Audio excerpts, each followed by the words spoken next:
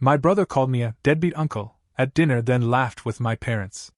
I smiled and said, "Cool, then you won't need my business loan." And the room went silent. My brother laughed first. That loud, performative kind of laugh he's perfected over the years. The one that always manages to suck the attention out of a room and put it squarely on him. Then my parents followed suit, chuckling like it was the funniest thing they'd heard all evening.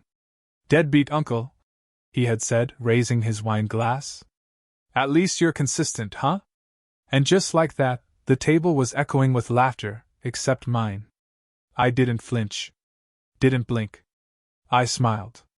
Just enough to keep the mask on. Just enough to look like I didn't care. But I did.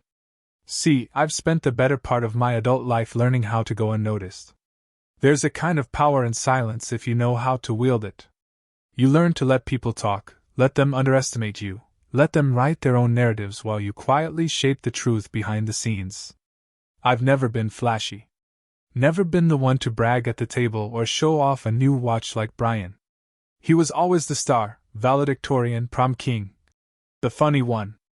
The one who made jokes at other people's expense and still somehow got away with it. And me? I was the one who paid off our parents' mortgage when they were 3 months behind last spring. The one who quietly covered the cost of his daughter Lily's school trip after Brian called me in a panic because money was tight that month. But I never said a word. Not because I was ashamed, but because I thought that's what family did. Quiet, unconditional support. No parade. No spotlight. Until tonight. Tonight was different. I watched as Brian swirled his wine, smirking like he just won some invisible battle. My parents didn't even look at me. They were too busy enjoying the show. It was the kind of moment that sneaks up on you, not loud or dramatic. Just clear.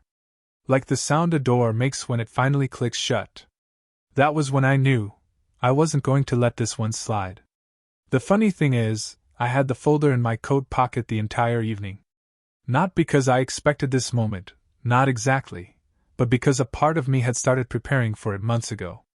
Maybe it was intuition. Maybe it was self-respect finally tapping me on the shoulder after years of keeping its distance. The folder wasn't flashy. Just a plain manila one with a clasp. Inside, spreadsheets, screenshots, wire transfers. A copy of the signed draft for a business loan agreement, $125,000, to Brian. His big idea, as he called it. An artisanal coffee shop concept that, truth be told, I didn't believe in. But I believed in giving people a shot. That was always my flaw. Brian didn't know I had finalized the paperwork last week. He didn't know the check was sitting in my desk drawer at home, waiting for a signature and a handoff. He definitely didn't know that I'd only agreed to help after learning he had a second mortgage on his house and was 3 months away from defaulting. He hadn't told anyone that part. But I knew. I always know more than I let on. At that dinner table, something shifted. Brian was already on to another story. Something about a supplier messing up his shipment of espresso machines. Mom was chiming in, nodding, offering solutions like she was part of his board of directors. Dad, as usual, was pretending to listen while covertly checking his phone under the table. They didn't notice I had stopped eating. They didn't see the moment the decision crystallized behind my eyes. I let them finish the wine. I let them laugh and gossip and talk about my niece's soccer match as if everything was fine. I let the silence grow inside me, not angry silence, but the kind that clears space. The kind that makes room for something final. And then, right when the conversation paused, right when Brian was chewing and my father looked up, I leaned back, placed my napkin down, and smiled. "Cool," I said quietly. "Then I guess you won't need that business loan." The room went quiet so fast, I could hear the soft hum of the refrigerator in the kitchen. Brian's fork froze halfway to his mouth. My mother blinked like she hadn't heard me right. My father tilted his head slightly, the way he does when the TV remote stops working and he's not sure if it's the batteries or the signal. "I'm sorry," Brian said, his voice suddenly thinner. I took a slow sip of water, then looked him dead in the eye. "The loan. The one you asked me for? The one I was going to give you, $125,000 to keep your business from folding. He opened his mouth. Closed it. Opened it again. Wait, we hadn't finalized anything yet. No, I said. But it was ready. I pulled the folder from my coat and laid it gently next to my plate. I didn't push it toward him. Just let it sit there like a quiet grenade on a linen tablecloth. My mother frowned. Loan? What loan? I turned to her, still calm. Brian's coffee shop. The one you've been telling your book club about? It's been losing money for over a year. He asked me for help. I agreed. I had the paperwork drawn up last week. Brian shifted in his seat. It's not failing. It just had a rough quarter. I nodded. 3 rough quarters, actually. Rent's overdue, suppliers aren't being paid, and your last employee quit without notice. But sure, let's call it a rough patch. My father cleared his throat. You were going to loan him that much? I was, I said. Quietly. Like I always do. The table was frozen now. Nobody reached for their drinks. Brian looked pale. I leaned forward slightly. But then you called me a deadbeat uncle. And everyone laughed. My mother opened her mouth like she was about to defend it, but I held up my hand. Not rudely, just firmly enough to let her know this wasn't her moment to speak. See, I've never needed applause for helping. I don't tell you when I send payments. I don't ask for favors in return. But that doesn't mean I don't remember. I looked back at Brian. You don't get to insult the hand that's keeping your business alive. Not anymore. The silence that followed wasn't awkward. It was earned. Brian looked like he wanted to crawl under the table. But I wasn't done, not even close. I brought this too, I said, flipping open the folder. The rustle of the pages felt loud in that room. The first paper slid out easy.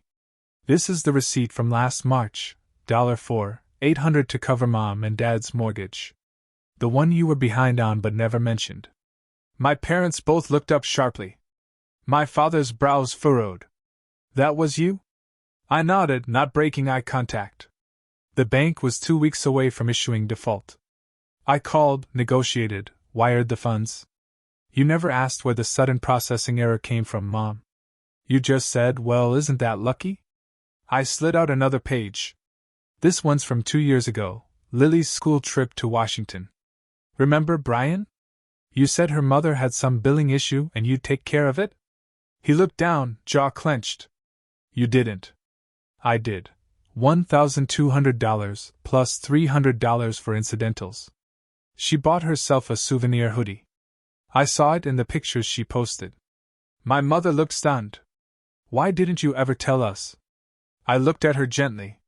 Because you never asked? Page after page, I laid it out.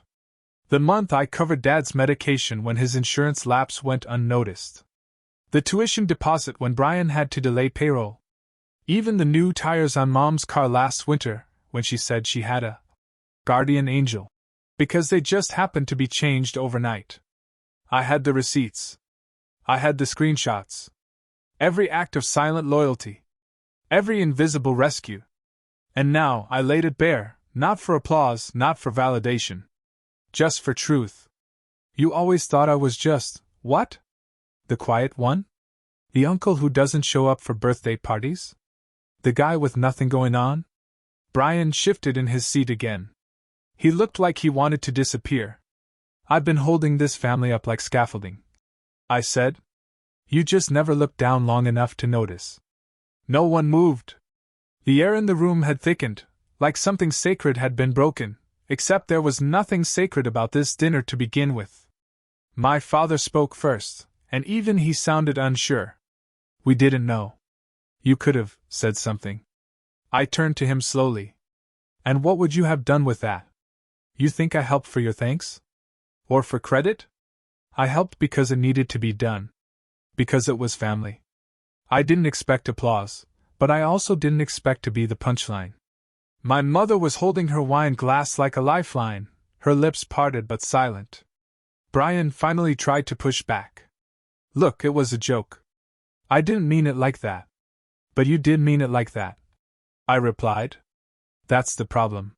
You've spent so many years performing for this family, playing the successful younger brother with all the ideas and none of the follow-through, that you forgot how deeply rooted your ego is in being worshipped. He flinched, just slightly. Come on, man. No, I said calmly. You came to me, remember? You knew the bank wouldn't lend to you. You knew no one else would float you 6 figures. You just thought I was too passive to attach conditions. My voice never rose. I didn't need it to. I wasn't trying to shame him. Just expose the truth. Here's the real kicker, Brian. Even after everything, after the debt, the lies, the silence, I was still ready to help you. Because I believed maybe this time you'd get it right. That maybe, just once, someone in this family would see me for who I really am. I looked at him. But you couldn't help yourself, could you? He didn't respond. He didn't even look at me. His eyes were fixed on the paperwork in front of him, like maybe if he stared hard enough, he could will the numbers into disappearing. My parents looked old suddenly. Not physically, just smaller. As if they'd shrunk under the weight of realizing they'd been looking in the wrong direction for far too long. I pushed the folder across the table. Keep it, I said. Not the money, just the reminder of what silence used to buy you. Then I stood up. I pushed my chair in slowly, deliberately. No dramatics. No final toast or lecture. I wanted the silence to do the heavy lifting now. As I reached for my coat, Brian muttered. So that's it? You're just gonna walk away?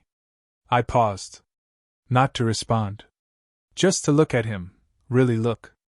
He wasn't angry anymore. He was afraid. Not of me, but of what it meant if I did walk away. Because for once, he wasn't in control. For once, he realized what it meant to lose the only person still quietly rooting for him. I slipped on my coat and turned back to the table. Let me tell you something, Brian. Being underestimated is a kind of freedom. It lets you do things in plain sight while everyone else is busy looking somewhere else. I used to think that was enough, to be helpful, invisible, humble. My voice dropped just enough to make them lean in. But respect matters too. I let that hang in the air for a second. I don't expect you to understand that right now. Maybe you will. Maybe you won't. That's not my concern anymore. I picked up my keys.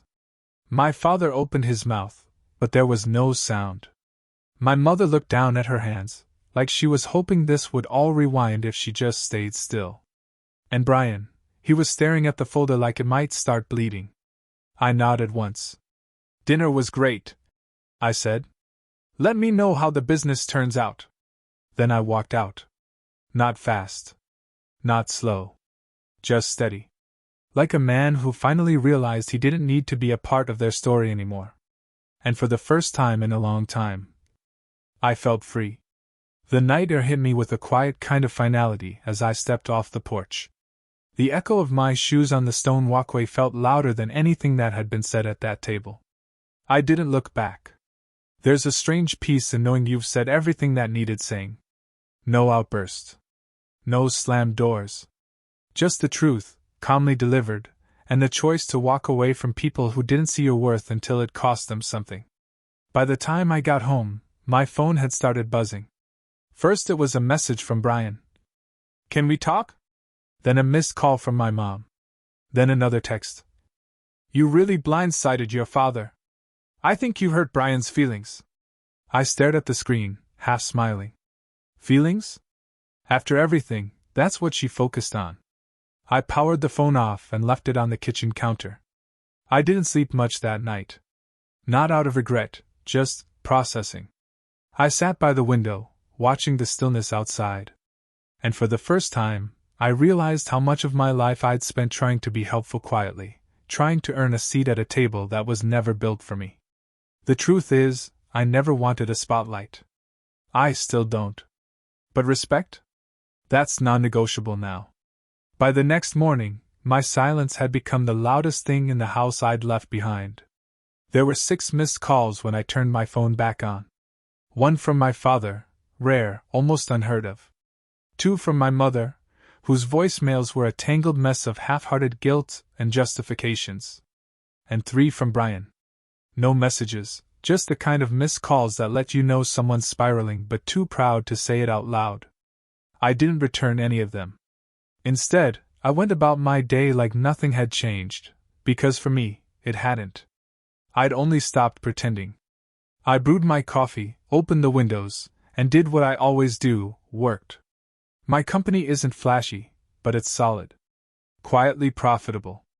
I'd spent a decade building it from the ground up while Brian played CEO with every new trend he could grab onto. 2 days passed. Then 3. And on the 4th, I got a letter. Hand-delivered. Thick paper, expensive envelope. Brian always did like dramatic gestures when desperation set in.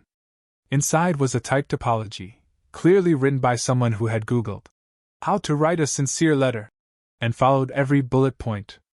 It mentioned miscommunication, harmless jokes, and how he'd always admired my discipline. Admired it? The same discipline he'd spent years mocking as boring and rigid? Then came the ask. Again. I understand if the loan is off the table. But I truly believe this next quarter could turn everything around. With your help, I know I can make it work. I folded the letter, placed it back in the envelope, and left it on my bookshelf. Not out of sentiment. Just as a reminder. That same evening, my mother showed up at my apartment. She didn't call ahead. Just rang the buzzer downstairs. I didn't answer it right away. I just stood there by the intercom, thumb hovering over the button, watching the blinking light as it waited for my response. I let her up. She walked in wearing that soft, apologetic expression she always used when she wanted something but wasn't ready to own what it cost. "Hubert," she said, stepping inside like she still had the right to. I motioned to the chair near the kitchen island. She sat. I didn't. "I just want to say," she began. "What Brian said, it was wrong. And maybe we should have stopped it. But you know how he is." "That's the problem," I said. "You all know how he is. And you've let it slide for years." She looked at her hands, twisting the thin silver ring on her finger. "He's struggling. We all struggle," I said. "But not all of us use it as an excuse to insult the people holding us up." "I didn't know you paid off the mortgage," she said softly. I nodded. "That was the point. I never did it to be thanked. I did it because it needed to be done." She looked up at me, and for a second I saw it, the recognition. That moment when a parent sees their child not as a dependent, but as a full-grown person who doesn't owe them blind obedience. "But you're done now," she said. "Yes," I replied. "I am." She swallowed hard. "I'm sorry we didn't see it sooner." I didn't respond. Some silences need to be sat in. She stood up slowly, as if she was trying to make the moment last longer. Before she left, she stopped at the door. "You were never the deadbeat uncle." I smiled, just a little. "I know." Then I closed the door behind her. That night, I slept better than I had in years. I didn't hear from Brian for a while after the letter and my silence. For the first time in our lives, he didn't know how to spin things. He couldn't charm his way out of it, couldn't play the golden sun when the gilding had started to flake in front of everyone. He wasn't used to being on the back foot, especially not with me. I'd always been the easy mark, the safe fallback. The one who said yes without hesitation, even when the ask came wrapped in ego and entitlement. But silence, it changes the dynamics. It's like a mirror. When you stop responding, people start seeing themselves clearly. And sometimes they don't like what's staring back. I focused on work, but the echoes of that dinner clung to me in unexpected ways. I'd spent years tiptoeing around their opinions, trying not to disturb their carefully curated roles. Brian, the brave entrepreneur. Mom, the glue. Dad, the distant but dutiful patriarch. And me? I was the utility line, always working, never seen until something failed. But that night had cracked something open. And in the quiet that followed, I realized how many rooms I'd entered over the years where I'd been present, but never acknowledged. A week later, my niece Lily called me. Her voice was small and hesitant. "Uncle Hugh? Hey, Lily. I just wanted to say, thanks. For the DC trip. Dad never told me. I didn't know it was you. I sat down slowly at my desk, letting the words sink in. That single sentence meant more than the $1,000 check ever had. You're welcome, I said. I'm glad you had a good time. She was quiet for a second. Did you mean it? About not helping Dad anymore? I paused. She deserved honesty, but not a burden. I meant that people need to learn how to stand on their own, I said. Even people we love. Especially them. She seemed to understand in a way her father never had. I just think you're cooler than anyone gives you credit for. I laughed genuinely. That's the nicest thing I've heard all month. After we hung up, I stared out the window. The city moved on below me, cars honking, someone walking their dog, a man on a bike weaving through traffic like it owed him space. Life kept going. But something had shifted for me. That weekend, I got a call from a cousin I hadn't spoken to in years. Then another from my dad's old friend, who said, "Heard about the dinner. Proud of you, man. About time someone said it." Apparently word had gotten around. I didn't love being the center of a family rumor, but I wasn't ashamed either. For once, the story being told about me wasn't one of invisibility. It wasn't the tired label of Quiet Hugh, or the uncle who works in, what is it again? Finance? It was the truth. I had been there. Always.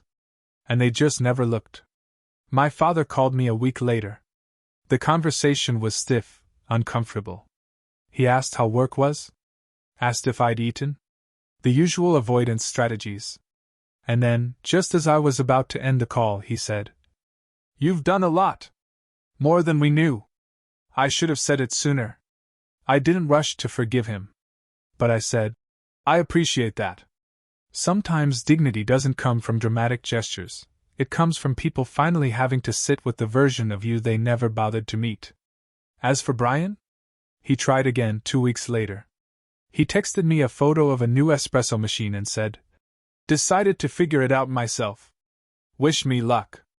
I didn't respond right away. But later that night, I sent him a simple reply. "Good. That's how you learn." I didn't offer money. I didn't offer advice. But I did offer a little hope, because growth doesn't happen when you bail someone out. It happens when you leave them to confront the cliff and figure out how to climb. I didn't return to another family dinner for a while.